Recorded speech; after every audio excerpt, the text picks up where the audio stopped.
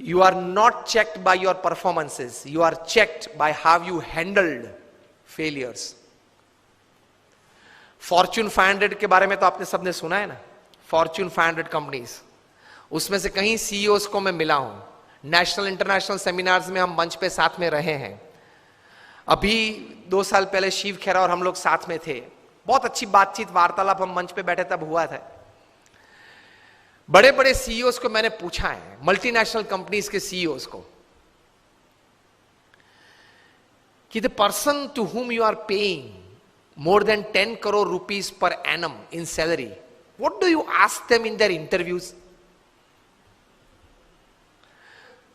तो एक बड़े मल्टीनेशनल कंपनी के सीईओ ने मुझे पूछा था कि Swami, this is the first time I am asked this, कभी हमने ये नहीं सोचा था। मैंने बोला कि क्योंकि कहीं एग्जीक्यूटिव्स हैं, उनकी एनुअल तनख्वाह 50 करोड़ 100 करोड़। मैं जागृत अवस्था में बोल रहा हूं।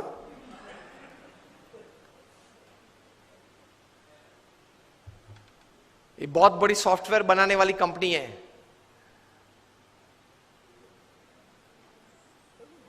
हाँ, इन्फोसिस नहीं, इंडियन कंपनी है, अमेरिकन कंपनी है। एलिसन उनका सीईओ है, एलिसन। ऑरेकल कंपनी है, आप नेट पे जाके ऑरेकल खोलना, एलिसन नाम डालना और उनकी तनख्वाह आप देखना। पिछले 5 साल की उनकी एवरेज तनख्वाह है $400 million per year. Silence. $400 million, $1 million मतलब 65 करोड़ गिन लो, चलो राउंड फिगर 70 करोड़ गिन लो। $1 million is, that is $10 lakh, is 7 crore rupees. So 400 million is 2800 crore rupees per annum salary. अब देख लेना, मैं नाम देता हूं, Ellison, ELLISON, he is the CEO of Oracle. अब नाम देख लेना। अभी परसों ही आपने सुना होगा सुंदर पिचाई का, गूगल के सीईओ, पर डे की सैलरी 3.5 करोड़। परसों ही न्यूज थे, हाँ 2 दिन पहले न्यूज थे।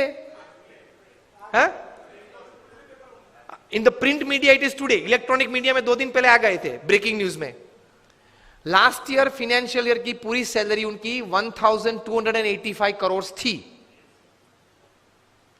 टू बी एग्जैक्ट 1285.5 करोड़, मतलब रोज की तनख्वाह 3.5 करोड़ की।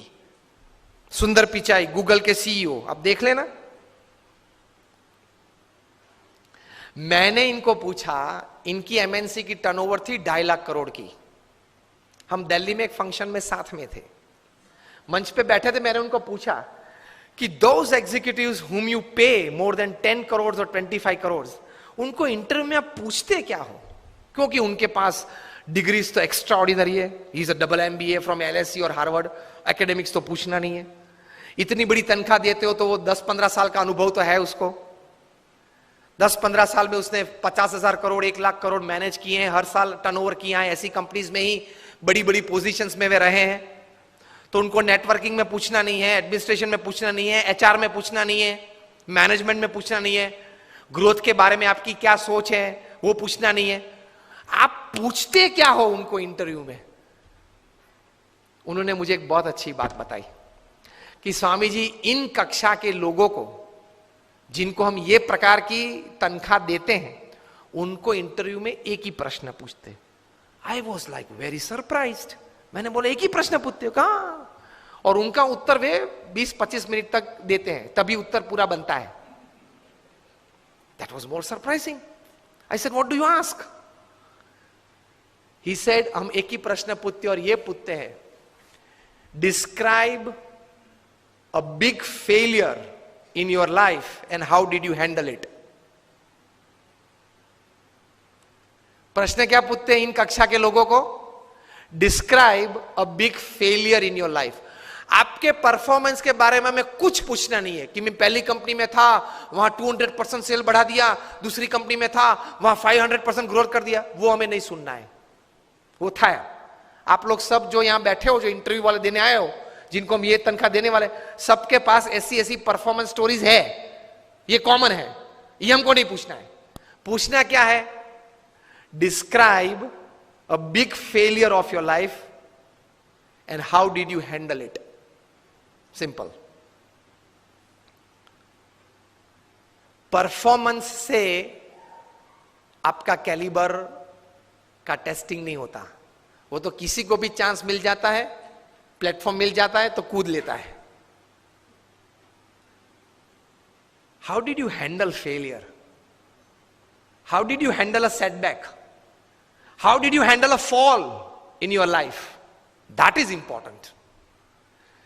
क्योंकि अब रूटीन में जब हमारी, अगर हमने आपको हायर कर लिया, रूटीन में हमारी कंपनी चलती होगी, तो आप तो अच्छा परफॉर्मेंस दिखाए नहीं वाले हो। लेकिन कंपनी में अगर बड़ी आफत आ गई तो आप क्या करोगे वो बताओ। बाकी तो आपकी जगह और कोई भी ये कंपनी चला लेगा।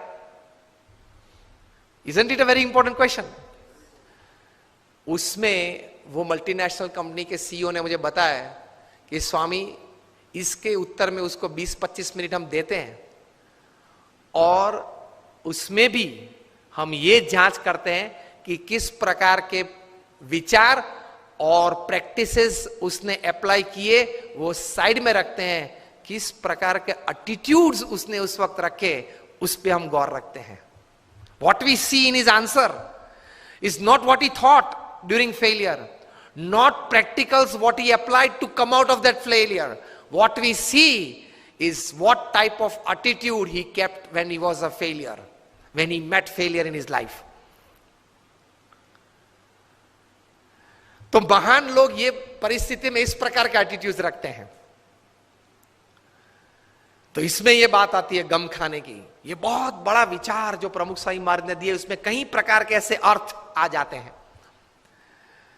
That is the greatness of life. How do you handle failures? Failure handle में सिर्फ आपका एटीट्यूड, एक ही शस्त्र आपके पास रहता है। हां, ऐसी परिस्थितियां जीवन में आएगी जब आपके मोबाइल नंबर में 400 फोन होंगे, किसको फोन करूं वो तकलीफ में आ जाएंगे आप।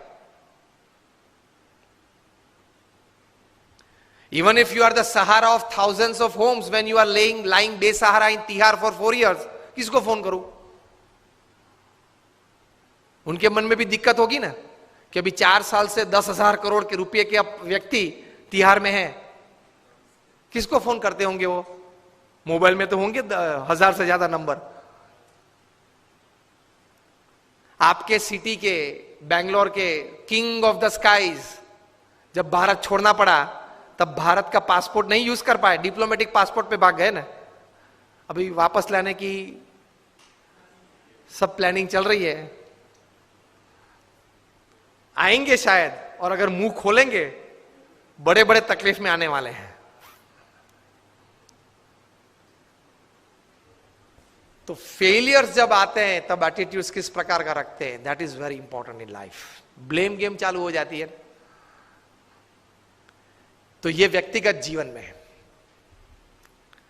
तीसरा एक बात कार्य दृष्टि से, कि कर्म करना हमारा अधिकार है, फल पे हमारा अधिकार नहीं है। If there are 100 things which are in your control that you can affect the end result, there are 1,000 factors which are not in your control which can negatively affect the end result. Yes or no? आपने बड़ा अच्छा धंधा चालू कर दिया लेकिन government की policy बदल गई तो? आपने स्टैंड का धंधा चालू कर दिया और गवर्नमेंट ने कैप रख दी, क्या करेंगे? रख दी है, और कहीं कैप्स आने वाली है। मतलब there are thousands of factors which are not in your control which can actually effect the end result. इसलिए श्रीमद् भगवत गीता में भगवान श्री कृष्ण ने लिखा है कि you do your job in the best knowledge and the best practices that you have, and result Lord Krishna says I will decide. आपके पूर्व के जो कर्म हैं, आपने जिस भावना से वो कर्म किया है, जिस स्वार्थ से वो कर्म किया है, जिस एक दोनों को धक्का मार के आगे निकल गए हो, वो सब भी गिनती में तो लेना पड़ेगा ना। वो सब वो हिसाब से फाइनल रिजल्ट आता है। अगर ये बात को समझ ले तो आप कभी डिप्रेशन में नहीं आओगे, कभी स्लीपिंग पिल की आपको जरूरत नहीं पड़ेगी।